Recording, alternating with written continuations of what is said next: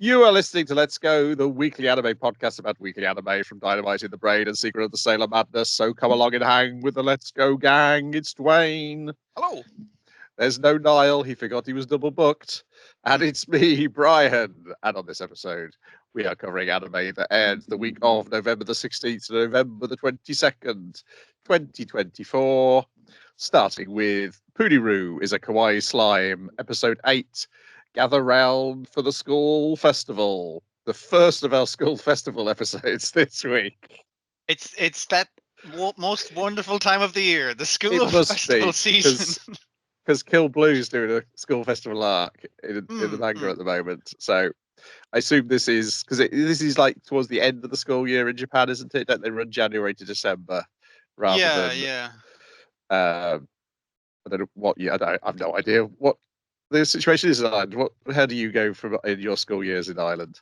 After summer, it's a new year. Yeah, same as us then. Yeah. Yeah, basically. Yeah, September to July.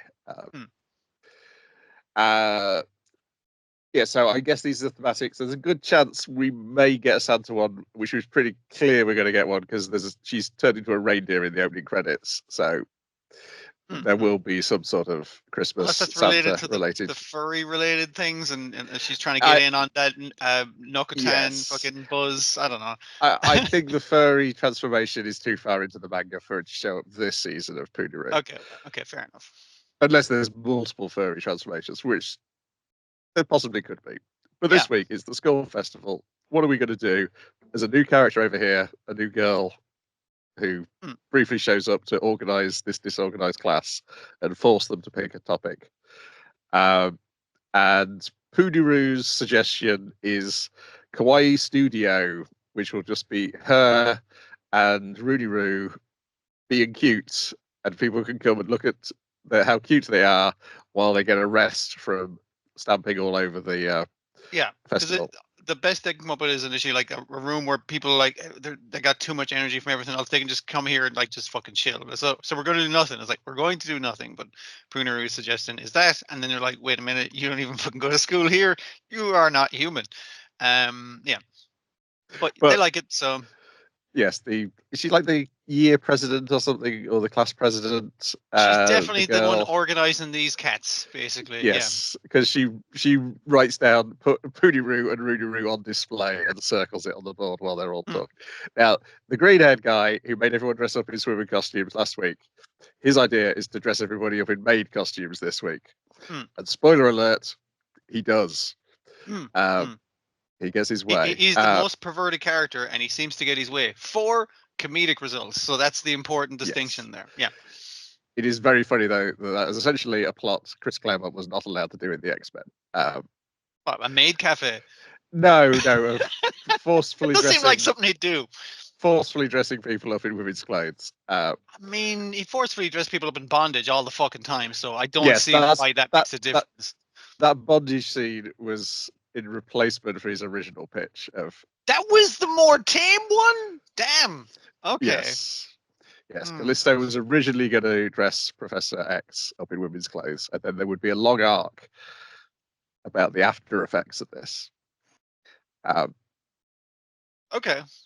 According to Anderson, that seems like that does seem like a more interesting universe, and I'm very curious what's happening. It is. Yes. So instead, you got the Storm running of the lesbians story arc instead, which then chooses to have a relationship with Forge of all people. After he's nice, he's got a great mustache. That's the other fucking thing. That's true. Anyway, back to Puniru. Just this reminds me so much though of Chris Claremont comics, because I was the age of the target audience of this comic when I was reading X-Men, and so it's things are lining up, I guess. Okay. Yes. Next week there's a thing which is like a dagger shot through time to my heart, my 30-year-old heart, in terms of, but I suspect it's also for 30-year-old boys across the globe at any time since the invention of hair gel. That's next week's episode. But Kataro's like, I'm skipping this entire thing. I'm not interested.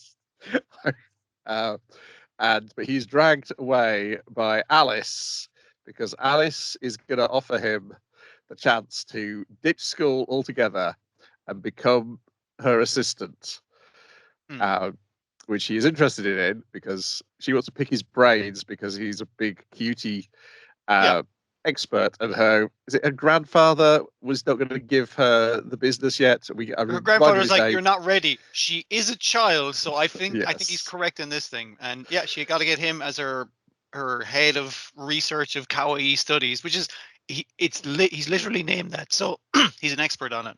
Yeah. Yes, and her grandfather's name is Cutie Devotee. Yeah. Okay. Yeah. There you go. They mentioned that before. I'd forgotten it, but I remember to remember it this time. I knew he had another ridiculous on the fucking nose name, but yeah. Yes, but it turns out this is not as much fun as Kotaro first thinks. He's forced to dress like a butler, essentially. They're going to bait the individualism out of him, and he initially is thinking, this is a pretty sweet deal. Maybe I could even marry into the family and fucking thing. Yes. And I like the maid like bursting through his fantasy and going like, you don't fucking touch hair on her head. Well, and also the important piece of information is Alice is apparently already betrothed to someone who I assume will be a character we'll meet at some point down the line. Yeah. So I assume there will be another weirdo. Puniru, though, has followed Kotaro here through the sewers. She like a monster. She was going to transform using black ink, and I was like, oh my goodness, Puniru, what are you going to do? Thankfully, she did not. Though she said she was going to turn into Spy Puniru or Ninja Puniru. But yeah, so she thinks, oh no, he's not going to take this job because he's so lazy, but he just wants to shirk studies and goof around all day. But she has not realized that this sort of job is exactly the sort of job where you can shirk studies and goof around all day, at least according to Kotaro. He, as a professional, he's going to have to study cute things and be around cute things all day. He's like, yeah, that's what I do in my free time. So that's right up my alley. Yes. So Puniru walks away thinking, oh, I guess I don't know him after all. And then Alice announces it's time for the daily cute meeting, which Kotaro the cute catch up where we catch up on what's hot and cute in the market. And it's like, that sounds great. And it's like, no, it's incredibly boring PowerPoint presentation. Yes. At which point he realizes the terrible mistake he's made. He's just replaced school with a different sort of school. There are maths, and you got to get the numbers right because now we got finances to fucking balance, and we have to need to check in on how our competitors were doing last quarter. And it's just like, fucking hell, that's too much, man. So he rushes back to school where Puniru has apparently given up. And this is all a ploy for her to sneak off and help Alice, because at this point Puniru is going to help Kawaii follow his dreams and become Alice's assistant, because they're going to have a contest. Whoever wins, whoever gets is the most popular room at the school display is going to get Kotaro's services as an assistant. And Kotaro has not agreed to this, obviously. But, like, yeah, so instead of, she's like, I'm not interested in any of this shit. He's like, is he gone? Fine. Time to transform into one of the other children. I have an ability that I do have that I have not demonstrated before. I mean, it's obvious it's her because her hair is made of gel, but it is in the shape of Alice's hair. So, yes. Also, she's got cat ears. Yeah. For fun, like because basically she's saying, "Hey, everyone, come to Alice's room. It's got cat maids in it," and everyone's like, "Really? Fuck! All right, Alice, I'll check that out." Because everyone's up for that. Problem being, that is not there. Puniru has told a fib, so yes, disappoints a lot of people. Yeah. So the end result is that nobody goes to either of their rooms. And so it is a draw, except, of course, the rest of the class have set up a stall outside where they're all dressed as maids. We get a flashback to how this is Mammy's idea. She has forced a maid costume onto Puniru. And the other lads are like, excellent, this is what I wanted to do all along, was dress up as maids. Puniru is shaking in fear at having... It's Mammy. Mammy is a yes. Threatening presence. Yes. Yes, and it turns out this has happened. So, in fact, they did win. And so now Kotaro has to carry Puniru's bags around. and her, as she declares herself, luggage and jumps on his back as a giant slime blob. I think that's the gist of it. Next week they're going to form a band, apparently.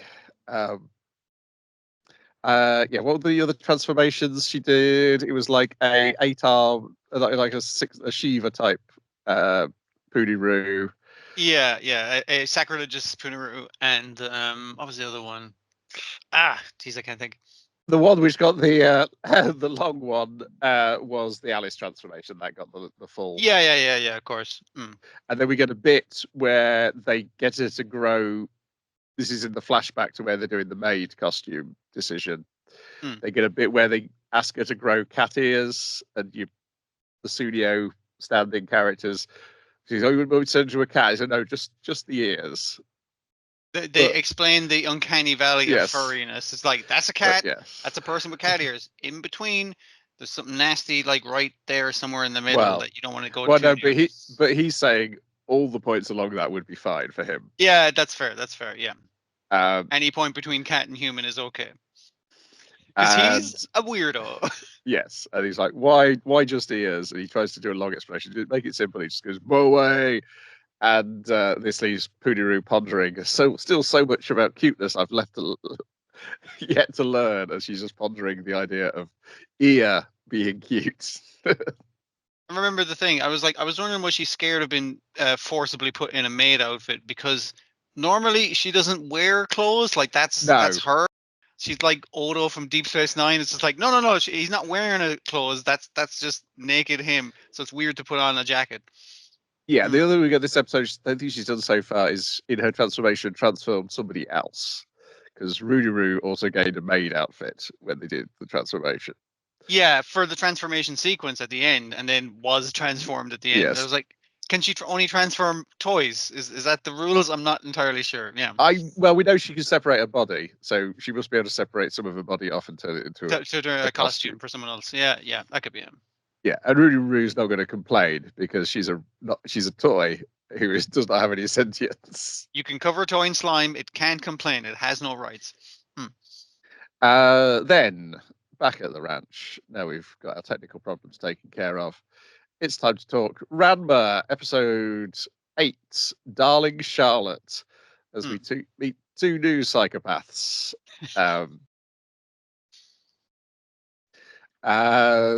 These are, I don't think I watched the original anime up to this point.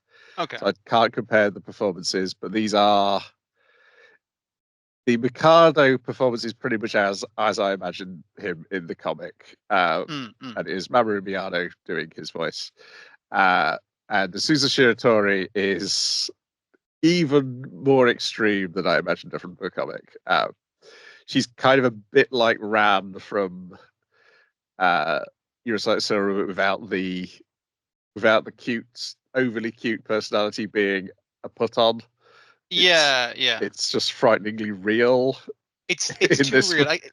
In the same way that as an author, like, she takes the piss out of shoujo kind of tropes and stuff. That she takes the piss out of is like, oh, when the cute girl is like, oh, you're annoying me, and she hits you with a thing or she throws a thing. It's like increasingly larger and heavier things to the point where it's like, hey, you're gonna fucking kill me if you hit me with that table, that kind of thing. Yeah. So the setup is that Akane is at the ice rink with P-chan, and P-chan is kidnapped by this other skater, Asuza, who clubs him unconscious and gives him Charlotte and drags him around. So she's kind of fairly distraught about the whole thing because I think she meets up Ranma, who's getting bollocked by some other kids and things. Like, hey, there's a girl with your name. It's probably your cousin or something. So fucking hook us up, man. Give us a number. Come on, you're engaged to kind of the most desirable girl in school for some reason. So come on, do us a solid. He's like, no, it's just sheer coincidence. I'm not going to explain any of that fucking shit. And it kind of comes in crying, and he's like, because he's called her a plain Jane again, and he's like, it's not about the plain Jane. He's like, you got to help me rescue that pig. And he's like, fucking, I was about to apologize, but okay, fair enough. And wouldn't you know it, who comes into the restaurant but the pig napper herself with the pig? Yeah. So the pig napper comes in. Her partner apologizes for her stealing the pig and returns it to Akane. Well, I apologizes as a come on, basically. Is how that because is, yes, he's increasingly creepy as the episode goes along, to the point where during the training of Ranma, when they end up challenging them here to a fight for the ownership of P-chan. Well, not a fight, a skating contest, an ice skating contest. Well, it turns out to be a fight, of course. It's a fight. Everything's fighting in this world, yeah. Yes. Forces a kiss on female Ranma. And then, which leads to a confrontation during their training. Their training is Sousa and Mikado's training is them fighting various ice hockey players. 100 ice hockey players at once is their training, basically. Yes. There's a few jokes in this I fucking love. When Ranma shatters into glass after getting kissed by a boy, and then reforms and goes off as shattered glass with the voice all distorted. Fantastic. The new guy is Mikado, is it? Yes. Mikado's son Zenin. He has some wonderful like weird grunts that he makes that are just like that's just professional voice acting there. It's just very good. When they're busting in the restaurant and issuing these challenges and getting each other's girl, the restaurant owner just give it out and is like, would you fucking order something? My favorite joke. It's such a good joke. And the other one is the fact that when they fight the 100 ice hockey players as pairs skating, the ice hockey players are there the entire time commenting on it. They don't fucking leave or anything. They still exist in the world. I love that. That's so good. Yes, and the fact that after Ranma has paralyzed Mikado is then Sousa and all the ice hockey players, they all hate him as well and just draw all over him. Yeah. That's so good. They're fully fleshed out characters somehow, despite being generic mooks to train on. Yeah. Good stuff. Yes. Yeah, Sousa's laugh is just horrifying. Yeah. There's some great fucking acting in this one. Yeah. And there's the end bit with Akane and Ranma is Akane's teasing Ranma about, oh, how could you have let him steal that kiss from you? And then Ranma tries to show how easy it could be for this to happen. I'd steal a kiss for you. Oh, I'd like to see you fucking try. Yeah. Oh yeah, I'll do it. So like two teens trying to dare each other into kissing in the dojo, and can't quite manage it. But the entire family watching is like, come on, fucking get on with it. Well, I think they might have done if the family then hadn't revealed themselves. If they weren't so impatient. Toms. Yeah. Yes, because it kind of almost gets romantic there for a bit, and then everybody else ruins it. I think that was a better version of like leaning into the romantic angle and then undercutting it with comedy. Like it works good. Yes, yeah, it's a great setup. And next week a fight on the ice rink. I knew as they had the counter, like the Street Fighter combo fucking thing going off. I was like, they're not going to do 100 of these fucking guys because eventually it just starts like racking up really quickly. But they got through a good few of them, more than I thought they'd do. Then is Orb on the Movements of the Earth. This is what it means to learn something, I think. In which we're going to wreck this guy's entire world. Yeah, it is a mostly Count. What's his name? I can't think Count of his fucking Piast. Count Piast based episode. His past, like, what made him this guy with this opinion?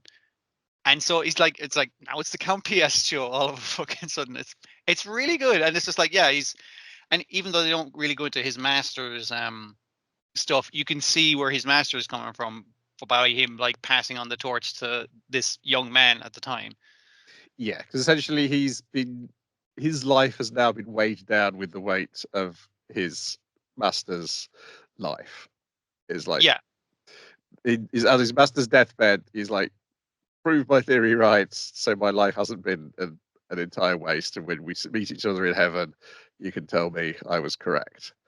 Well, he doesn't like the way he puts it. Is like you could have veered off me because it's like, tell me if I was right, because it's not like prove to me I was right. It was just like Was I right or wrong? That's the thing I'm fucking concerned Yes. with.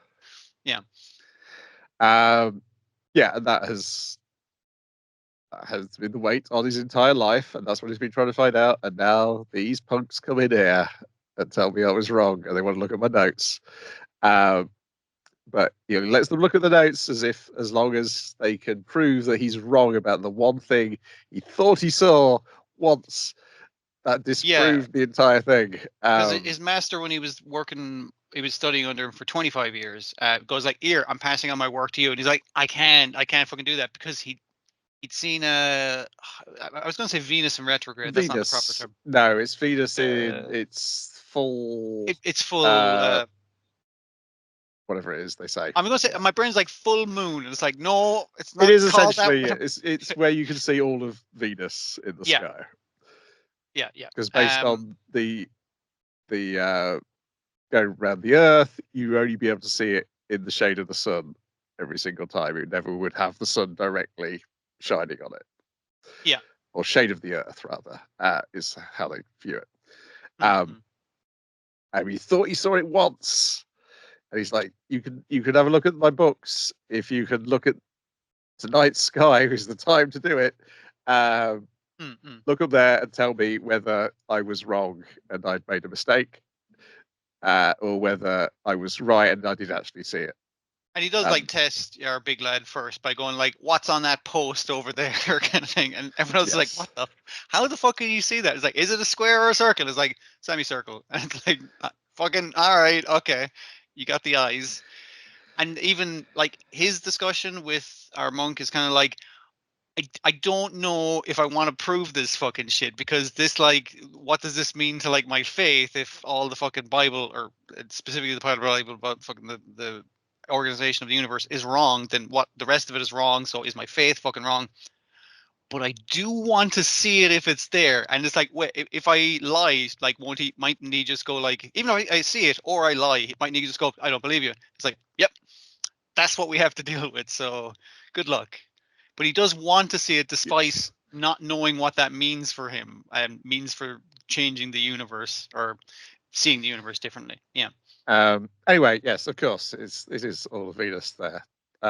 So there's also Oxy's also worrying about this, because he's like, okay, if I look up there and I see it, then that means my belief that Earth is at the bottom and all the things that are terrible about my life is because we're at the bottom, is wrong. But the other part of the other thing he's worried about is how much of him wants to go and look and see it. It's again, like, I love the way this show does like like an eldritch fucking horror, like, infects your fucking mind, that kind of fucking thing. But in this case, the eldritch horror is truth, and you can't look away from truth. You can't escape it. It is like inevitable. It's going to fucking happen, and therefore you're drawn to it, even though in the many characters' cases they do not want to be drawn to it, but it's just going to happen anyway. Like, Pilaf doesn't want to know, but he does want it fucking resolved. Yes, like because even when he's told, P.S. like, yes, first of all, he says he denies it. Then he's like rationalizing as how it would fit in with. It's like, oh no, he's just going around the sun. If he's going around the sun and the sun goes around the Earth, then that makes sense. And then, but then he gives his speech about truth, and that is enough to convince him to hand over the key. But he hangs on to that, and because I love how we get this very moving thing and this very like Bedeni. He's giving like a decent speech. Like, he is being genuine. Like, he's being blunt, but in this case not shitty. And the speech is genuine about truth is cruel and like does not have any mercy or anything like that. It just fucking is. It's not going to take pity on you. It's not going to give it to you lightly. It's going to be truth, and that's it. But then you get the thing where even when it's never really like super outright funny, but it's got funny bones. Yes. The bit when he's handing the key to Bedeni, and then Bedeni slowly realizes, oh, he's not letting go of the other side of the key. He's trying to take it with both his hands. Is like, give me the key to your study, all your fucking notes. And he's like, but tears streaming down the old man's face. He's like, God fucking damn it, I didn't want it to be true, but he feels like his life has been a waste, that kind of thing. And it's because, like, and it's with a lot of these characters as well, they're not looking for knowledge to improve it. They're trying to, in his case, he's trying to prove a previously existing theory. You're trying to find meaning in it, as opposed to all that work that you did will find truth, and that's good in itself. Like, you need to do science, and they're not doing science essentially. You need to do science in a way that you're allowed to be wrong, because learning you're wrong is a positive step to learning what is correct. But they're not trying to do science, they're trying to prove the Bible is correct, which is a completely different thing. Yeah, but also Bedeni, you also get the sense that Bedeni is holding back at certain points, that because we've seen him in other situations, like he knows not to punch this man when he's down. Whereas if you're alive, if you're lively and young enough, then yes, he's going to give you shit. I think one of the things he, like, even though he knows this old man is wrong and his theory is right and this old man's theory is wrong, this old man is smart, and I think he respects intelligence a lot. Like, he says a lot of complimentary things to our young woman here as well, because it's like, you're smart as fuck, and he says the thing, it was like, if we get caught, just pretend you didn't fucking know us. He does the opposite thing. It's like, oh, I respect you now, so what I'm not gonna do is specifically fuck you over like I was before. I thought you were just some.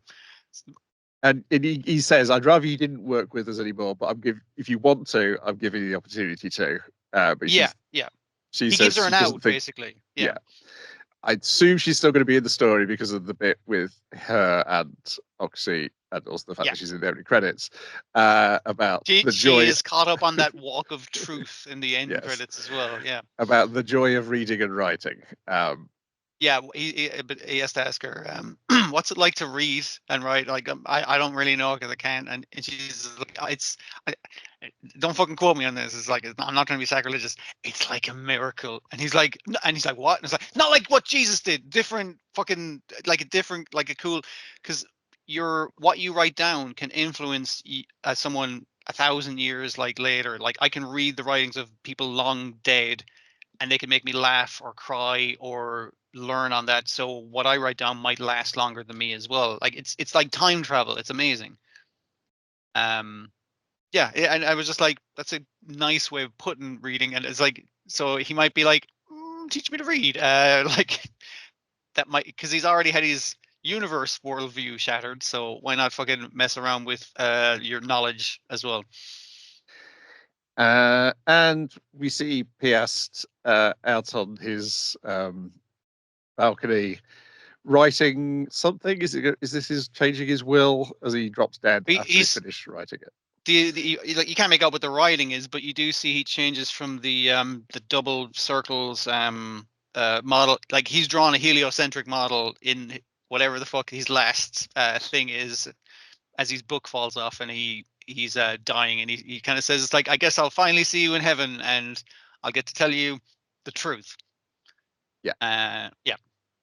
Really, like, it again, like, it has those kind of moments of like silly, like human silly, not like out and out jokes kind of stuff, but it's like really nicely done, really good character interaction as well. Because for something which is often a lot of talking, it's good that you get those glimpses where it's like, oh, the people making this have still got cartooniness in their bones, which somehow makes it more real for doing that. I think is like there's a hyper realism to it. Because I mean, like, besides if you filmed it in like an old Venetian observatory or something like that, and you had the costumes and stuff like that, you could just do this live action quite fucking easily. You could, yes. But then that, like you said, Brian, that hyperrealism that a cartoon brings to it, like, makes them more alive in its own way. Then we got Sengoku Youko, episode 31, Above the Clouds. This is the best ending to a fighting anime episode I've ever seen, where somebody just says, hang on a second, why don't we just all stop fighting and figure out how we all can get what we want? Character who we've never seen, well, maybe in a flashback, but we've never seen before, we've never interacted with before, goes like, hang on now, lads. I don't think this is very sensible. I've been talking to the boys and we're trying to work something out. It's like, off screen, he's been trying to hash it out with some of the other fucking things, and it's so good. It's such a good show, man. So before we get to that though, your tiger lads and the dragon lad, they give their powers to Senya, so he's got a few more arms. Well, he's got dragon and tiger arms now, but it's the thing of our old monk kind of going like, hey, send your one of the water spirit out to pull him back in because we need to. These guys are on borrowed fucking time. They have lost most of their blood, as you can see from the fucking thing around them. So I'm going to transfer their spirit cores into him because we know he can have. He's already got 1,000, so now he'll just have 1,002 with a tiger and a dragon in there as well. But he's kind of like, I like she when she kind of like initially like it's Mudo kind of like this is like I want to fight him on my own anyway, so that's fucking fine. Also, he split himself into different strengths of Banshou, so he can fight like everyone at the same Yes. time. It's a great festival to him. But just the fact that he made like one's weak enough and one's strong enough just to like I want to get a taste of every fucking level of fighting. And he's saying to Mudo and everything's like, now that I've separated myself off, maybe you guys got a shot now. Come on, fucking come at me. But even your one kind of saying to our bright hair boy, where it's just like, I'll make sure no one gets killed. You go back up there to your dad and the Tiger Man and get that sorted. And just looking at the chaos and going like, yep, I'll take care of this. Don't you worry about it. And his thing of just like, fuck, I fought all this way to not see my dad die, and here he is dying. All right, give me that bit of dragon. Give me the tiger. Because other than that, it'll be lost. Because they are going to die. Is essentially the thing. Yes. And then they attack him, and it's a trick so that Senya can enter the spirit world while everyone else carries on fighting Banshou behind him. And then we enter the spirit world, which is like some sort of 70s psychedelic album cover. It's the extreme like neon colors, I think, is what's doing it. Yeah. Where we meet Jinka's brother. This is where he's been holed up all this time. I've forgotten the gist of it, but it was something like it was either twins were bad luck or twins with fairy eyes were bad luck. I've forgotten specifically, but they basically went, Jinka, you fuck off, and this brother's gonna be raised in like a prestigious family, that kind of thing. So he got the bad end of the stick, Jinka did, and this brother got the good end of the stick, and he's just like, hey, how's it going, kid? Here's some tea. It's poison. I'm lying, which is the fucking truth. You fucking decide. And he's trying to explain to him is like, in the spirit world, it's the world of your mind. So if you think that's poison, it is poison and will kill you. But if you think, no, that's tea, it is tea. I haven't served you fucking anything. None of this shit is real. We're in a dreamscape right now. Do you understand how the spirit world works yet at this late stage of the fucking show? It is kind of complicated though, because it gets in on your own fears and everything. So yes. Yeah. Yeah, and the other thing is the other thing he suggests, why don't you just do what they want and save the because if you die, you're going to save a whole fucking tribe. That's pretty good, right? That like I know, and he's like, you're just saying that because you're samurai and you're all about fucking dying cool. It's like true, but like you can either like just to die like in a glorious way by saving like lots and lots of people. That's pretty good. It's not the worst thing ever. And what are you living for? And he's like, what am I? Shit. Fuck. I've kind of lost track of why I was continuing to do this shit. It's like save a bunch of people. It's like fuck. That would save a bunch of people, wouldn't it? Yeah, that's a tough one. But then this is seemingly another test. Yeah. Then the guy who the tribe brought in as seemingly their consultant gets mad at this and decides to have a fight again. I'm going to turn back into Amaterasu and burn you alive. And even the tiger and the dragon popping out of Senya going like, yeah, we're going to fuck you up. And then the other two nowhere men kind of come in and goes like, you're a cat, you're a snake. It's like, this is easy. We should have been doing this the whole fucking time. It's like, I just need to think of you as something less threatening. I mean, a snake is still pretty threatening, but like, and then you're immediately like defanged. And fortunately for Senya, he has 1,000 imaginations to draw on. It's like having a school. I think of school children is what I was thinking. Yeah, I was thinking like, so we have a brainstorming session of how we get out of this attack each time. Yeah, it's like, well, how about I hit you with a torrential storm? And one of them just raises his hand, is like, hey, Senya, if we were under the sea, it wouldn't fucking matter. And it's like, all of a sudden they're under the sea, and it's just like, oh fuck, this is actually much easier now that I have all these. Like, I think he calls them like 1,000 hands to give Yeah. me a hand to help me, and it's just like not use it. And again, he hasn't used them as an army in a long time, but just seeing them as things that are lifting him up is really nice as a metaphor. Yes, and he also points out, oh, this is fighting as a game, and this is what I liked as a kid when I was fighting Buddha. He So- lost track of that in all the training arcs and all the drama and everything. Yeah. Yeah, so realization, and then the brother comes back with the other two of the Void Tribe. The other two and the dragon and the tiger, like in a fucking Yes. adjunct room in fucking reality. Like, they're just kind of poking out. It's like, hey, sorry to interrupt your big fight there, but yes, we think we can talk it out. Actually, yes. we Let's can figure out make how. a compromise. Yes, let's think about how everybody can be happy. Yeah. Which I was like, yeah, that's just a great move, and it feels like the right move for this series and this author is like, yeah, that's how do we all get a happy ending? Particularly when it's a lot of the story it's a fighting story about the pointlessness of fighting. Yeah, and the fighting is still good in it. Like, even in this episode, it's still good, but it's kind of like, is that the right thing to do though? Probably not. No, and it's much more fun when you fight as play, as when he's using his imagination to fight.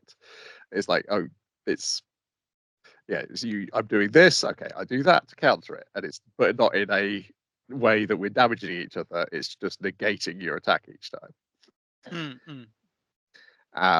Yeah, a lot of fun. Interested to see how it all plays out, and I should probably go back and watch the episodes I didn't watch on the first season. It's gonna feel like a completely different show, man. It's weird, and that's what I do like about it. Yeah.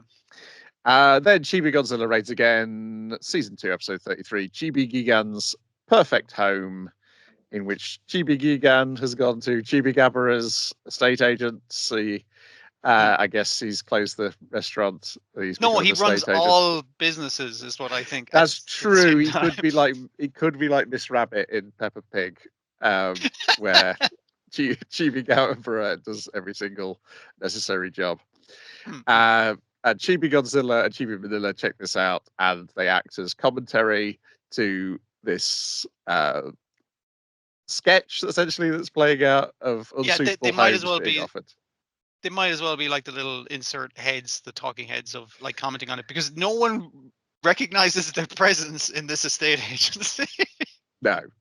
And Chibi Manila's position is, oh, we shouldn't be selling a house to Chibi Gigan. He wants to destroy the island. And Chibi Godzilla's position is, Chibi Gigan's being screwed over by this corrupt estate agent. He should get a suitable house for himself.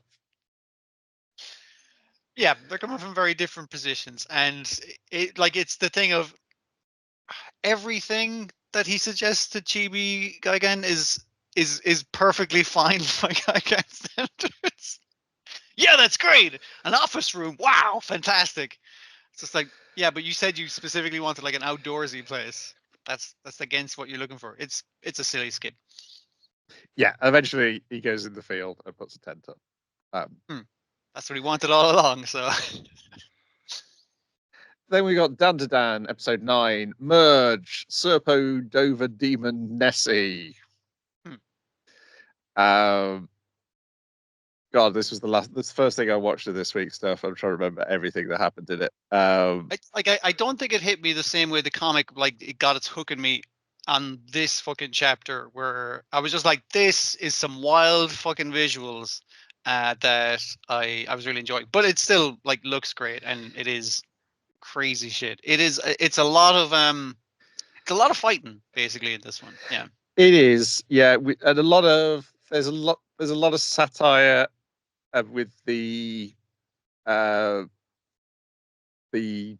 hourly rate worker who the Serpos have hired to do the fighting for them. The Dover Demon. Like, again, I knew I was going to enjoy this because my favorite character has shown up, the boxing crab man. Yeah, and he's getting an awful bollock and is like, we're gonna cut your pay, and he's like, what the fuck, man, come on, I've only got so much, and he's getting mocked a bunch by the possessed version acrobatic Silky kind of thing, where she's like, if you listen, those some powerful punches, but you can't land a fucking hit on me, so it's kind of pointless. Yeah. Which is true. Yeah. And they upgrade him so he turns into something more like a mantis shrimp kind of thing. Yeah. yes, but also It changes more his like song. the Ultra Kaiju alien Baltan. Yeah, see that, just and I was different thinking, is it? enough. Yeah, and I was getting like I can't think of which fucking Kamen Rider. I know there's a Kamen Rider that has that kind of like the pointiness of the eye bit. I know that maybe they all have the fins or whatever you call them on the head, but yeah, there's legally distinct enough, and he's singing a different song, so it can't possibly be that. Yeah. Oh, because all this fighting is happening with Okura and Starkbollock naked. Yes, it's the ending of Metal Gear 2, and he just has to cover his dick under most situations, except there was one shot where he gets flied in the background, and like there's an eraser that is covering his dick, and then lands on his dick, and then he grabs it again, and I was just like, because he's got hit in the dick with an eraser. That's pretty good. Yeah. Yeah, there's some funny animation in this, particularly right at the end, as well as then they try to drown Anri, don't they, by putting her, because the Loch Ness the Monster turns up and Momo turns up, so now we've got the two fights joined together. And it's basically the Serpo aliens are doing like force fields, so acrobatic Silky can't get at them because they can put up force fields, and Momo is like, I'm distracting them from that, but she sorry, what's your one's name who's Silky? I keep forgetting her name. Anri, isn't it? Anri. Yeah, my brain said ISA, and I think that's a different fucking character. Anyway, Ira. She keeps referring to Ken by his full given name, which keeps distracting her from turning off the force field. It's like, don't call him his given name. That's the thing that makes my heart pitter patter, and I can't be having that while I'm trying to stop force fields. So, and this is mostly in the other space school where there's like a thin film of water on the ground, but increasing the drama. What if we turn the whole school into water? The walls are made of water. Everything's made of water. And then the reveal that the Serpo aliens have kidnapped Loch Ness Monster and have no means of controlling it, and it ends up killing two of the Serpos. Yeah, and even though they're threatening to cut the Loch Ness Monster's pay, you kidnapped it. It wasn't getting paid in the first place. Like the Crabman his pay has been docked, and he's concerned about this situation, obviously. But they're very bad at, like, they're both mocking her, going like, "Oh fuck, it's ISA." It's like, it looks like you can't fucking get past their force field, and they're much more incompetent and more like characters in this, whereas they were threats before, but now they're returning villains essentially. So yeah. Yes, they all have different voices, voiced by the same person. Because I was wondering how they're going to deal when there's going to be a Serpo who's around much longer later on in the series. But I guess he's not any of these ones, because these ones all get killed. Unless they do all sound the same in the way that they all look the same or similar. They all sound similar. Yeah, it is the same voice actor doing every single one, but they all have different. They've pitched them differently across each three of these ones in this. It's also very nasally, so it's hard to pick them up from it. Yes.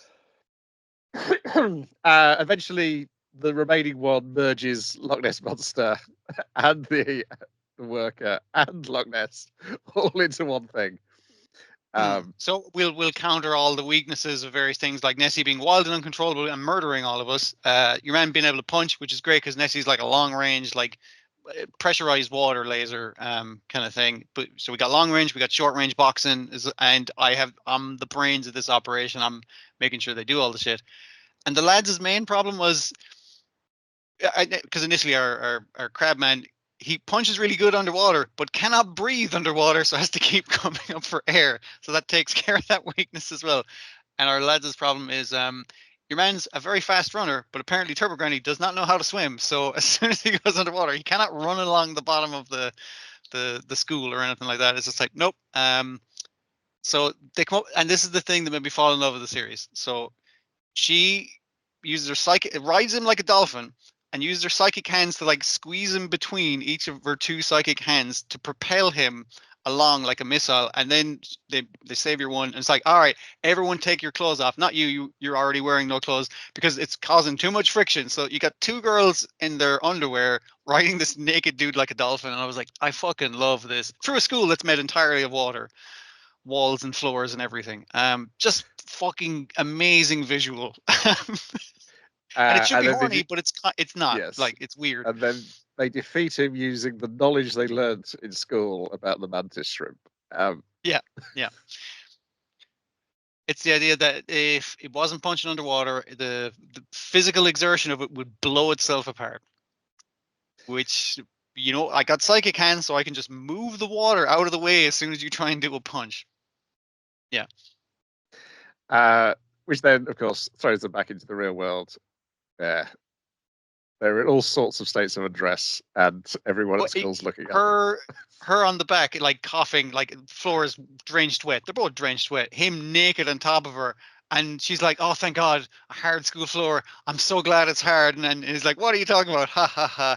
Like enjoying the fact that there is physical solidity to the world again. But you did just say that I'm glad it's hard. While everyone's looking in the corridor, like, "Holy shit, they're fucking in the corridor." Also, your one's in her underpants too. What's going on here? And they're just running away in a very comedic, oh God, our teenage lives have been ruined. Yes. And then Ira also is found and starts running after them. And they're all being commented on. And I can't remember, is this where the nurse comes in next week? Or is she in the nurse is next week? Or shit, actually, I can't remember. I can't remember if she's in the next arc or in the end of this arc. Who I thought was a one-off character, but she's currently a main character in the comic. So, yes, levels of Oda-like planning beginning to emerge in the Dan Dan comic. Then negative. Oh dear, where's my voice going? I'll have another sip of drink. Negative, positive, Angler. Episode 9, Hot Pot Party, where they have a hot pot party.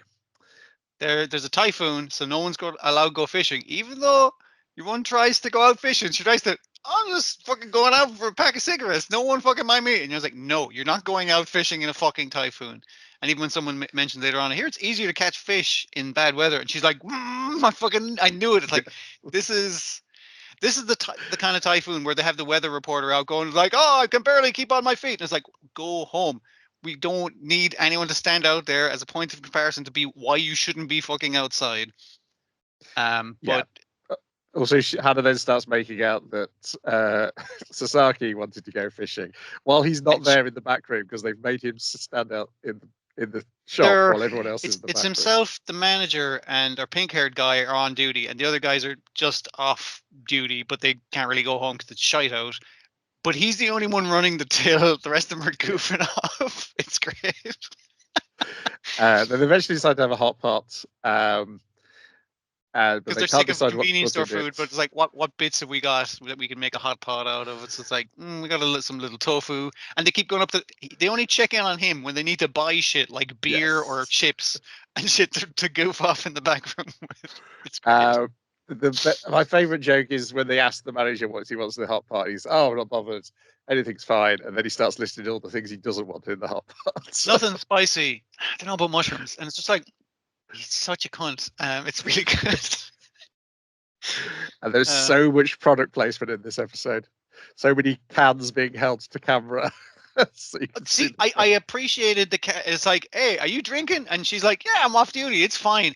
And it zooms in on the can to show that it's 10% is the alcoholic content of it. But it also does show the fucking can off at the same time. So I was like, okay, that's pretty good. And then the loan sharks show up, and luckily they've got all the ingredients for a hot pot on them. It's so because the guys show up. It's like, whoa, we're not here to fuck with you. We've already been paid off. It's cool. We're square, basically. We're not mad at you or anything. And we just came in to get out of the rain. And your one shows up and she's like, oh, I'm fucked. I'm like, she's wearing the mask. I initially thought to be tough. I think she's sick all the time. Yes. But yeah, she's shown up with I was going to say a blobfish, anglerfish that was given to her in lieu of payment. they're not very good loan sharks. And your man's like, oh, I got a bag full of mushrooms. Oh, I got a bag full of veggies. And they're like, well, let's make it a party then. Yeah. Yeah.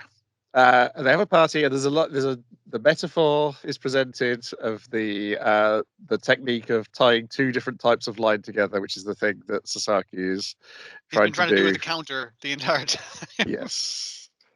Because Where the like two they both have strengths different of two, strengths and weaknesses. Yeah. Yeah. yes, and by putting the two strengths together, you make up for the other's weaknesses. Mhm. I was like, and there's the metaphor. But yes, the interesting thing is when the loan sharks go, is she tells him that if he ever needs any money, just come and ask. So I was like, does she know his situation? I'm wondering if it's come out since, or is it just the fact that, all right, not only are we square, but like I wouldn't have been willing to lend you money again from before this, but you've done us a solid. You took us in out of the rain. You let us take a shower in the fucking back. That was great. Like, and it's just like, no, we're cool. Like, I actually will loan you money again. You seem like a solid dude. You actually have a job now, so I know you'll be able to pay us back. yes. Or is she being kind from what she fucking knows? That's the thing. Yes, it's the little tap on his shoulder was the thing which makes me go, It's the kindness of it, nearly. Yeah, yes. yeah. What does she know? Yeah.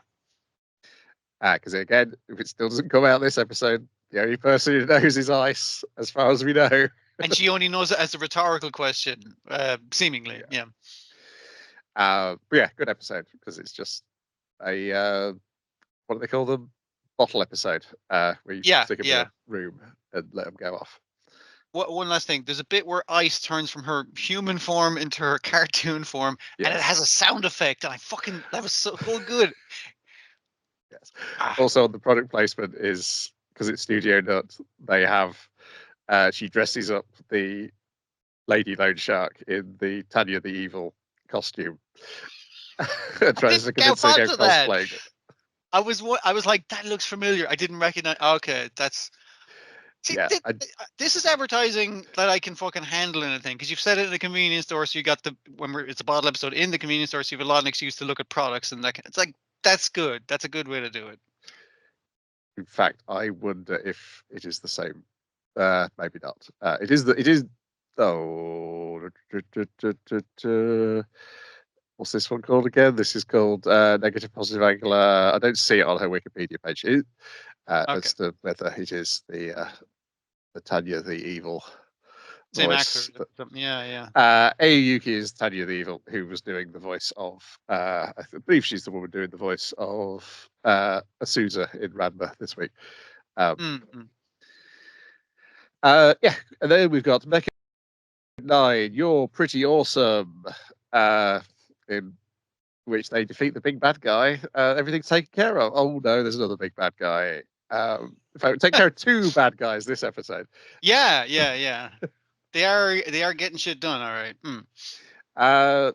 They take down the big giant hand that's gone out of control with the help of Jun and his new Ouroboros upgraded. Oh, it's the serpent now. around the staff. Yeah. My brain's like Sepulchus. I don't think that's his fucking name. Yeah. I'm so bad with names. No. I know what you mean. Yes, it is that. Because with A, doesn't it? Yeah.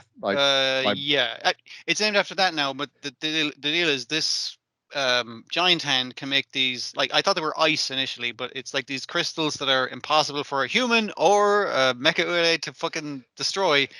Except his one can change the flow of arboretum, the fucking energy thing. So, and because these crystals are made out of that solidified, he can break them. And it's just like, so we can do like a team up attack. And it's like, oh, okay.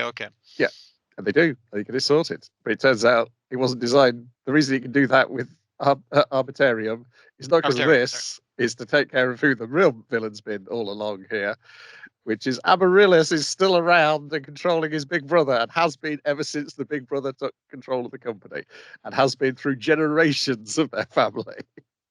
And the reason the big brother, like, I did like all of this. The reason the big brother enacted all the plan is like he saw himself and his brother's dad like being controlled by Amaryllis, and he's like, oh shit, like closes the door softly. He's like, so I'm inevitably going to get taken over by this fucking thing. I need to set in motion a plan that means my little brother's going to be fucking safe, because that's the best I can do.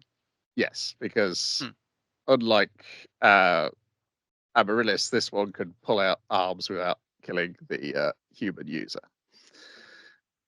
because of because of the same method that they just used to defeat the giant hand. And Todo is essentially relaying all this information to the other characters because he's been guy his inside man the whole time. He's like, yeah. he seems like a sinister guy in a hat with a Dr. Octopus tentacle, but actually sound out has the best interest for everyone. Just is doing it the most, like at one point he does a sinister pause while explaining it. It's like, sorry, I've gotten used to doing sinister pauses. Basically, don't worry about, like, just a lovely fella, but that's a good joke. I do like that. Yes, because Amaryllis was not the one fully in charge. The one fully in charge is Algis, wouldn't you know? And Algis is Yakumo. That takes was off a the surprise mask. to me. I was like, I was thinking maybe that because it was, I initially wasn't thinking it until we got the flashback, and then he gets like the scar over the eye, and that's where he has the monocle. And I was like, okay, that's like it's just like takes it off. It's like, oh, it's his scar. It's like, but it's also his face. Like most of his face was exposed from that monocle, so you might have figured it out. I mean, it doesn't seem like he'd be alive. What is it, like 100 or so fucking years later? Like a long ass time later, anyway. Yeah. So there's other things seem to be going on with his head beyond just that scar. Yeah. And he may be being controlled by Fist. Is entirely possible. Yes, and they tie Alma up, and oh my goodness, we're back to square one with this villain. But heading their way is Aki and Todo. And that's the only left on that cliffhanger. So they saved the day, but now they've got at least 3 more episodes worth of day to be saved. I'm like, I know a lot of it was signposted and everything, but I do like we've defeated the big bad, but who was the real mastermind? And then defeat that mastermind. It's like, but who was the real mastermind? Like in the same episode, it's ballsy. I gotta give it that. It is. There's like little bits of character work with all the other characters. Quite often, just like physical stuff they're doing. Yeah, it's still a great looking show, man. The design on this is fucking solid all the way. Yeah, I suspect we're going to get a lot of characters who were villains fighting against Algis, whatever Algis has got planned. The salaryman finally gets paid overtime for justice. And I know that I know there's one really cool visual from the climax trailer which hasn't showed up yet. Okay, cool. So I'm looking forward to that. But yes, the title is correct. It is pretty awesome. And then we got Trillion Game, episode 10, Golden Egg. And I was like, what on earth does this refer to until they get to the end of the episode? But this is the episode where we firmly establish that the guy in charge of Dragon Bank is the villain. I mean, he's feeding a Komodo dragon and a boa constrictor in his thing while going like, we'll see what the other small companies are doing, and if we can't buy them, we'll just do what they do better with our budget. We'll steal their fucking product if we can't buy them out, basically.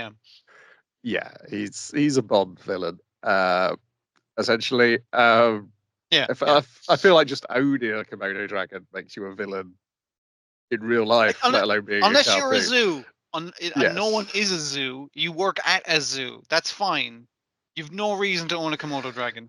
I guess a Komodo dragon sanctuary, is that a fucking thing? I don't fucking know. There's very few legitimate reasons. Yeah, like terrible deadly thing on their skin or something. I think it's something in their spit that rots you or something from biting you. Yeah. You shouldn't have them. Yeah. So yes, so this flower company, they got 100 million yen off, is destroyed within the start of this episode by Dragon Bank. It's well done as well, because it's like it has a lot of the guys working. They're like, because they admit to her, it's like, yeah, so it was fake. It was all her doing the thing, and she's like, I fucking knew it. And it's like, but we want to use your staff and everything to do basically what we've been doing. She's like, yep, can fucking do. It's basically a successful business model that we're just expanding on. That's fine. They do really well. They start selling all across Japan. then Dragon Bank does it with a bigger budget, and therefore Also, and more and advertising, basically. yeah, news coverage, advertisement disguised as news coverage because they own the news channels. At which point I was like, it's a lot better than Yeah. fucking like just getting viral on fucking on yes, social media and shit. Because now it's on telly. Now it's been pushed in the algorithm. Yeah, it's a completely different situation. which now makes that thing he painted on the side of their building about sleeping with TV anchors. I was like, is that actually going to be part of the plan? I think it is, His isn't plan, it? every wild fucking thing on his plan is probably correct and intended. Because all of his plans, everyone just like, and even in this episode, they go, "That's fucking crazy. Why would we fucking switch it up like that?" And then they're kind of like, "Yeah, but it's worked so far. Like every mad thing he's told us to fucking do has 100% worked." Yes, because But yeah, he meets the owner of the flower company, and she's still on. Still going to back him because his next plan is we can't beat them unless we have our own media company. So that's the next step. yeah, Is her meeting him on the roof of the flower shop, where it's like, "Yeah, we're about to pull down shutters for the last time. I just wanted to do well by my grandfather's shop that I loved so much as a child, and I was trying to promote it, but you know, you can't beat the big business." Like, and he's like, "Yeah, we'd have to own our own media company." He's like, "Yeah, we would," and it's like, "Oh shit, you mean that? Oh, yeah, yeah, I'm in. I'm in all the way." She's such a good character. I'm really enjoying her as this character. yes, Anything else should be incidental, but it's like, yeah, she's great. Like she's given like pathos and yeah. like a backstory, and she's fucking on board now. She will help them in future endeavor. Yeah, the only problem I got is because it's got Ryuichi Ikigami character designs, is my brain keeps on writing in that there's going to be a sex scene when there isn't a sex scene. I mean, like he's meeting her on the rooftop. She's smoking. Yeah, It's the lighting and everything. He does fuck, as we have seen in prior episodes. yes. So, yeah, I can Yeah, see how you see I was thinking, does Inagaki just have to keep on occasionally throwing in a sex scene for Ikigami to draw? Let me just throw you a bone, by which I mean a boning Yeah, session that you can keep interested in. Yeah, yeah. yeah. So I keep on expecting them, but then yes, how are we going to get this money to buy a media company? Well, we're going to do a mobile game, um, and then we Because there's money in meet. mobile games, and they're like, that's switching up our thing, but it's Yes. worked so far. So he decides, right. So what I'll do is I'll go to the biggest game companies. Sony and Nintendo Sony and Nintendo already turned him down. He also went to Dragon Bank and said, "I'll buy Dragon Bank's game division," and they were like, "No." So he's like, "All right, I'll work my way down from the top to the lower game companies and see who will let me buy them, because you still have the 100 million. Is it 100 million yen? Isn't it from the? It is, yes. Yeah, yeah. They got a good nest egg to buy a game company with. But yeah, Which they do. They buy the game company that's not for sale from Shingo it's Sakura. not for sale. We're about the games. That character is so good, but he's fucking pompadour and he looks like a cunt, and everyone's just like, "Oh fuck!" Like everyone, all the programmers and shit are just like, "Fuck this guy." But then he's like, "Yeah, we're not for sale to big fucking man. We're about the games. It's Yes. not about the microtransactions and shit. We're about making good fucking games." We're all like, "Yeah, that's why you're the president." And your man's going up to him and say, "I love video games. I've always loved video games. You guys do it. We'll buy you, and you do whatever the fuck you want. Make it about the games first. That's what we're about." And he's like, "Oh, he gets it, man. He gets me." Yeah. He's got a face that couldn't lie. Whereas obviously we're like, it's got nothing but lies comes out his mouth. And even them like showing up to our boy's apartment to go like, "Hey, we're here in our new office space. Your fucking apartment," to get started in this thing. But they then receive the call. It's like, no, I did rent like a crazy fucking office space. So Yes. we can have this for like 3 months unless we make some fucking profit or something like that. Yeah, pretty much. Mm. Pretty much. At which point Rin Rin says, "Okay, I'm taking charge of the The cash." financial situation. This is he does it somehow. He always manages to pull it off, Yeah. but no, this is not Yes. allowed anymore. No. It's the fact that she's telling them this while he's riding around on a chair with two guys riding around on skateboards in the office. Yeah, they're going straight into the play part of being a games company, and she's like, and they're all like, "Oh yeah, I guess she is the president, so she does get to control the financial situation." That seems fair. Yeah, so that's where we're heading as we go. I assume this is just one core. I don't think they've announced it for longer than that. So Yeah, I think it was just one. I could be wrong. yeah, so I assume this will be the last arc for now. Mm-hmm.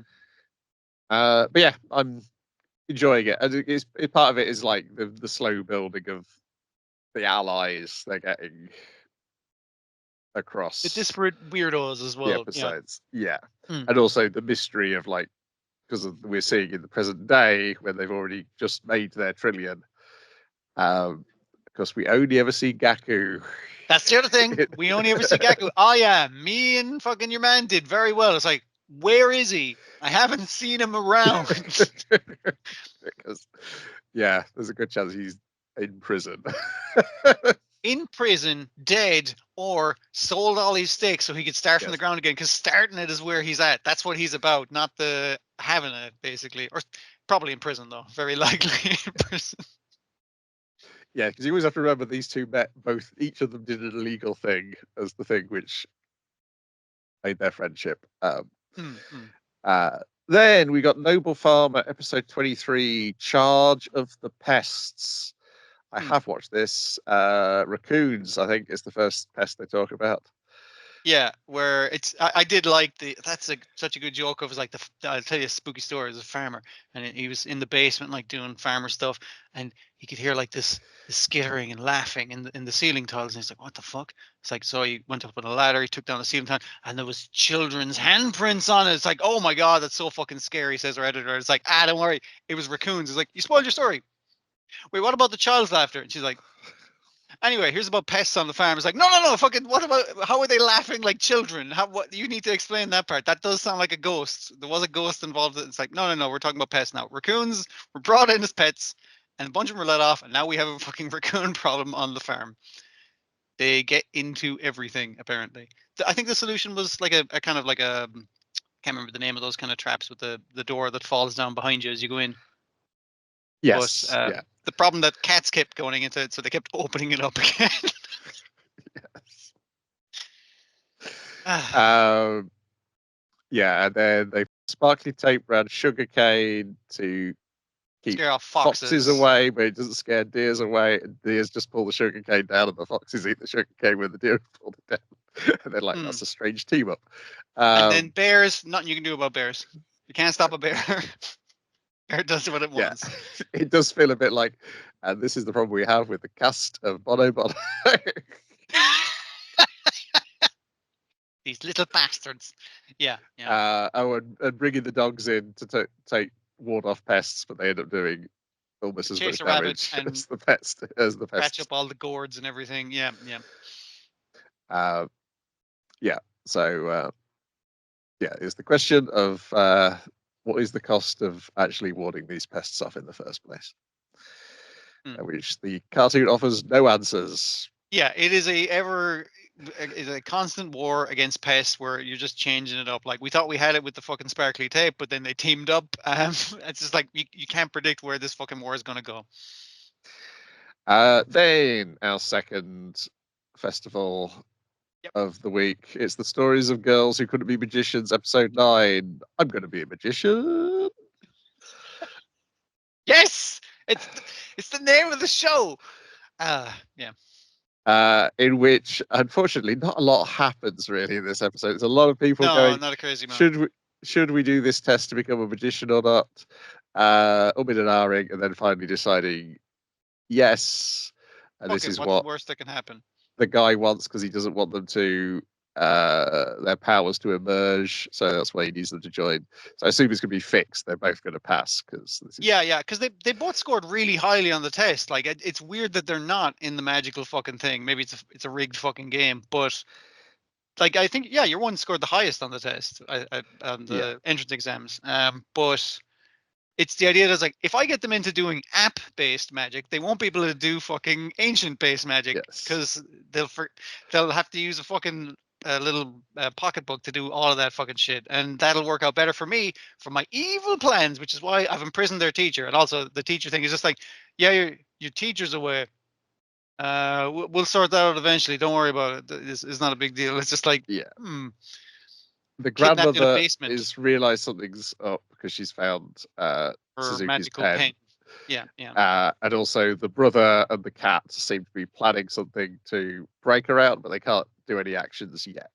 Like the brother kind of coming into the fucking cat and going like, so it seems that they're going to go on the main course. And the cat's like, meow, meow, meow, meow. And he's like, yes, this goes against our evil plan. It's just like, everyone's fucking scheming in this. And our teacher's like, do we take the test? What'll we do for the school fair? And the answer is everything. Yes. I think their evil plan was to make these girls' ancient magical powers emerge. I don't think that it was particularly I think the initial thing was, they didn't want, I guess they don't want ancient magic because the deal is you don't have to go to fucking school for that. That has access to fucking everyone. As long as you can draw the thing, you're good. You can do the magic. And then they don't have a monopoly on it. But I'm guessing it's something like that. But and initially they bumped them down to the non-magic class to, they won't be learning any magic in the non-magic class. And then a teacher shows up and goes like, I'm fucking teaching you kids magic. And he's like, fuck, I got to kidnap their teacher and now bump them up to the magical class. So at least they learn magic by the way that I'm fucking fine with. But the owl has overheard the guy plotting. Yeah. And soon reported back to the Magic Research Club because they're going to like collect all their data together. I think the Magical Research Club are being run. I think the actual head of that thing is the owl. I think the owl is running that situation in the same way the cat is the boss of the dog boy, and that just a very strange situation. I hope the capybara is just a capybara, but maybe that's the real mastermind. We don't fucking know at this stage. Yeah, I mean, obviously the capybara was it was Cute High, the Magical Boy show, which is getting a movie apparently. A capybara is who gave them their powers in that. Okay. But he's not magical; he's an alien. Because it's all being done for an alien reality show. Yeah, like there's a lot of back and forth and characters like discovering shit that we've already seen happen in the show. We haven't discussed the actual main plot of the episode, which is actually good. It is the festival. The festival is the problem is they vote what idea they're going to do, and every idea has 3 votes. And the other thing is, it presents the festival committee, and they're like these the sinister cabal in a darkened room, and it's like, oh, they'll turn you down and that kind of shit. And it's more so they are put upon by all these fucking dumb kids. They are also themselves kids, of going like, hey, we want to do our what's the guys who do like they just keep chanting the same word, and I don't know what that word is. Oh, kabaddi. Kabaddi. Yes. We're doing a kabaddi cafe. Because when you play kabaddi, you chant kabaddi while you're playing it. Yeah, but what's a kabaddi cafe? And also, these other guys want to do like a regular cafe, and I feel like that's the same thing. It's like, they're like, no, it's 2 completely different things. This one's kabaddi themed, and this one's. And I was just, they're just like, yeah, fine, 2 fucking cafes, okay, whatever. But yeah, the votes in our main class has worked out. Everyone's voted for all subjects, 3 votes for everything, so they're at a stalemate. Yes, and our heroine says something which is misinterpreted as having something to do with this. I guess situation. I'll give it a go for that test. Yes. We should just go for it. And her friend is like, that's a great idea. We should go for it and do everything. And everyone's like, that's a great idea. Good job. We're going to do, what was it? A railway opera. A diorama. There's a whole bunch of stuff, but they're told they do one idea, and then they have the idea of, oh, we'll do it as a on a train line, so you have to go through all of a serving thing on a train line, so we get to do every single idea as part of the making of this food. Yes, it's very convoluted, but that is the real episode long story is them trying to figure out how to do this festival thing. But we don't see the festival this episode. They're setting up still by the end of it, building the setup. So I hope we do get to see it after all the setup they did this week. Yeah, because that was a lot of the fun part of the episode as well. So it would be nice to see whatever the fuck it is. Because I love how there's all these characters who just our thing is this one thing, and that is our entire personality. The thing I like. It's funny that the guy who's been bumped down, he now has the uniform since it's the new term. He's been bumped down to the other class, and he's like, "I'm all about saunas. I'm building saunas. Sauna. It's just They have one fucking thing, one thought in their fucking tiny pea brains, and it's just very funny because of that. Yeah. Yeah, it's good shorthand for when you've got a class full of kids and Yeah. you need to have them all involved in the story. Yeah. Then finally this week we've got Dragon Ball Daima episode 8, Tamagami. Do you want some more fights? We open with one this time rather than have it in the second half of the show. Goku versus Tamagami number 3. It's a fucking excellent fight. It's the best one they've done so far. It's so good. You do want the fight for the Dragon Ball to be best, and this one's good because, and again, it's kind of going back to original Dragon Ball rather than Z, not just because he's small, but because it has choreography and it has like the environment fucking matters, and you know, like counters to moves, like Goku is lengthening his staff down a gully so he could spin on it like a fucking like a gymnast and fly back the opposite way. I was like, oh, that's so fucking nice. Yeah, and the fact that Tamagami's got a weapon as well, his Warhammer. Yeah. And there's a difference in how they're in the two different styles of, and again, good martial arts is like, I'm using a big heavy hammer, it's a big wide area, you're using the stick that's kind of spinning, and that kind of, it's the two different styles kind of clashing works so fucking well. And even when they like, it's just like, you know, Goku breaks the hammer's handle and it's just and puts away the fucking thing. It's like, now we're fucking fighting with fists, and Tamagami's like, all right, let's fucking go. It's still good. It doesn't lose because again we got that scale difference, which works really well for it. Yeah. Yeah, and then Tamagami surrenders, and he still hasn't won the Dragon Ball. This is just a chance to win the Dragon Ball, is defeating him in combat, because then he's going to do. It's not the P under the 3 cups. It's like Dragon Ball under how many cups? It's a ridiculous 5. It's like cups. 5 or 6. I was thinking, yeah. Find the lady with the Dragon Ball. I was like, that's the actual fucking way to win the Dragon Ball. It just does pop out of his chest, which is nice. I do like that. And it moves ridiculously fast. So even Shin lost count of where it was after a while. He's like, which cup is it under? And he's like, it's not under none of these cups. It's over there, over that guy's head. You know, the guy's like, what? You know, random dude in the audience, because the village has spurred out to see this small child get in a really fucking cool fight. And they're all very excited. But yeah, and he's like, yeah, you got me, kid. You're all right. Like I do like him saying, it's like, I like you, kid. You fight fair, is the thing. Because once he realized Goku is like, you got me outclassed, like with the Super Saiyan thing and the fucking Kamehameha shit. That shit you pulled off, that was sweet, but you know, you got me dead to rights. And everyone cheers. It's like, wow, that has literally never happened. No one has ever gotten a Demon World Dragon Ball, but now that's going to be big news. So that's a problem in itself. Yeah. Then we get Glorio contacting Dr. Rinsu and letting her know that they've got the Dragon Ball. Yeah. And then it's time for some Boo lore. I love the fact that they're just watching old episodes of Dragon Ball Z and going like, hey, who's that in the background? Zoom in. Like they're just watching this like, we need to find clues from old episodes of Dragon Ball and in order to add more lore to it. Yeah. Because our new Demon King, because Dr. Ramatsu was in the background and she got a little bit of Boo and put it in a jar. And today, because this is not that far after then, I keep remembering like this is not far in the past. Boo was quite recent. She gives Boo, or the bit of Boo, back to his original creator. I've forgotten her name now. Marba, this you created, and she's like, no, fucking that was Bobbity who made it, and she's like, nah, it was you. He just knew how to resurrect Boo. And she's like, I don't fucking know. I was like, all right, so here's your basic thing. I'll mix him up into a potion.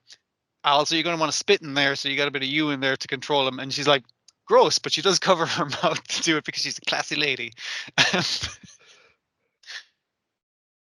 But yes, and we also get the thing of like the original creation of Boo was why the Glint left. Yeah, I mean, like as your one says, is like you say Boo was an amazing creation. It's like, yeah, super badass, can't fucking die. Uncontrollable. I wouldn't call that one of my best successes, honestly. I'm not too happy with that result. And Yeah. Glyn got the fuck out of Demon World. So yeah, I Yeah. assume he just ran Amada's rampant. happy to make this as long as you just don't tell anybody that she made it or the original one. Yeah. But she says it's like, but you're gonna have if I become the new Demon King, then you're gonna be my number one guy. Like I'm gonna make sure you get paid as soon as I become the boss of this situation. Yeah. In fact, I wonder whether that's how it's going to end up anyway, because Yeah. we've not seen any of this Demon World in Super at all, have we? So No, because it's you brand could new. But yeah. you could happily set up a status quo without any contradiction. Uh, Yeah. Also, it's probably she just wants to be like, and possibly do experiments, but like probably not tax the people the way this prick's doing it. Like she'd probably be a better yes, demon king. So it's like, is yeah, she actually evil? It's like, she's yeah, that is basically the in her question. own way. She Yeah, is sponsoring Goku to get the Dragon Balls, but not telling him that she's doing that. Yeah. no, not for the purpose that he thinks they're getting the Dragon Balls for. What's the wish Uh, she wants? I think is the important question. Yeah.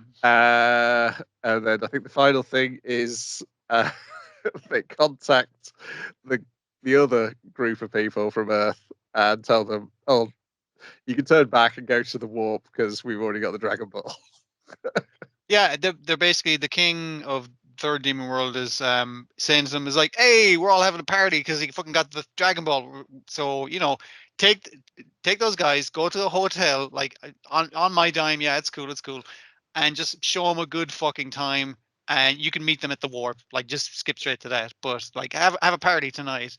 Um, and what is it he suggesting to Bulma? Is like, I'm gonna drink some mud wine or That's something like it. that. Yes, and Vegeta wants to know about these Dragon Balls, and he won't. Hyvis is Tell like, me "Well, you're about the not a Dragon king. Balls. It's just You're like, not a king, so I don't have to answer your questions." And then tell that me about forces Dragon Balls, Vegeta. please. Yes. Bulma just laughing because it's just like, yeah, Yes, I think that's one of her favorite things is seeing her husband forced to be polite. emasculated. Yes. Because unfortunately for Vegeta, for Vegeta, he is a nice guy. He just does not want to present himself as such. Yeah, Yeah. Yeah, so hopefully we'll get some stuff with them because they've not had much to do. Piccolo even less than he's just sitting in the back seat trying to fucking. I don't want to fucking have any of this shit. Like that's all of this true. is making everyone look like a prick. He's not this unless Gohan or his grandchildren are around, then he's not that talkative, is he, to other characters? I figure they'll get him something to do because they keep saying Nameks are originally from here. There's a fucking Namek living here. Yes. Is there other Nameks there, or is it just like, hey, you know the way you're like, I'm home, I'm alive, I'm awake, I'm finally awake? It's like that, but again, because you're actually originally from Demon World, would you believe? Yeah. Yeah, I'm sure he'll get much more to do as they fill in all the little bits of continuity you never knew you needed. That should be so fucking annoying, but the show is so fucking fun and bouncy. Like you can't fault it for all the lore it Yeah. wants to fucking rejigger. Yeah. Yeah, whatever lore it's giving you, it's also giving you some sweet fights to go along with it. So Yeah. you're always jolly. Hmm. Uh, that's it for this week. I've watched some of the Mononoke film. I would Okay. recommend it. It was almost the case of I got too excited watching it. I had to calm down and put it off. That's good. That's good. It was just like a rush of because I like Mononoke, but also I like detective shows, and it is a detective show, and it's like the setup of in this case it's going into uh the Uku, which is like is it the Emperor's harem of 1,000 women? So, and Hmm. it's like it's a women only space, but that exists for a misogynist, paternalistic reason. And it's like, Right. so what is the intrigue that can happen in this such a women only space? And then what happens if there's something has happened in the past, and then there's these two male investigators who've been sent to investigate something that's happened in Hmm. this space. And you've also got the medicine seller there who, if he's there, then you know something supernatural is going to occur. and it's pretty blatant about telling you what sort of Mononoke is going to show up. It's the question of, he's always like, what is the cause of the Mononoke appearing? I can't remember what the three things are. There's like three things he needs to know before he can get rid of the Mononoke each time. So then the mystery becomes of like, what is the human factors that have caused this Mononoke to appear? And I was like, I love the visual style, and I love the zoom cuts that he does. Yeah, I was just getting far too excited watching it. I was like, can't be watching this early in the morning. I'm not gonna get anything done. Right. But yeah, glad to see it. Glad to see that there'll be another 2 next year. And I thought it was timely that it came out like the same week that they said, yes, the new Knives Out is coming next year. Because I was like, there's definitely I think if you like Knives Out and you like anime, then Mononoke, both the series and these films, are worth a look. Because it is the connection between all the arcs is the medicine seller, who is an external element, who is restoring order to a particular event, which is very much the sort of character Benoit Blanc's been so far. Yeah. Which is a fun detective. I've been rewatching Jeremy Brett's Sherlock Holmes as well, which is also giving me similar thrills. That's it for this week. Can I find any other detectives to watch in the meantime? Yes, possibly can. Is that all right for now? Bye.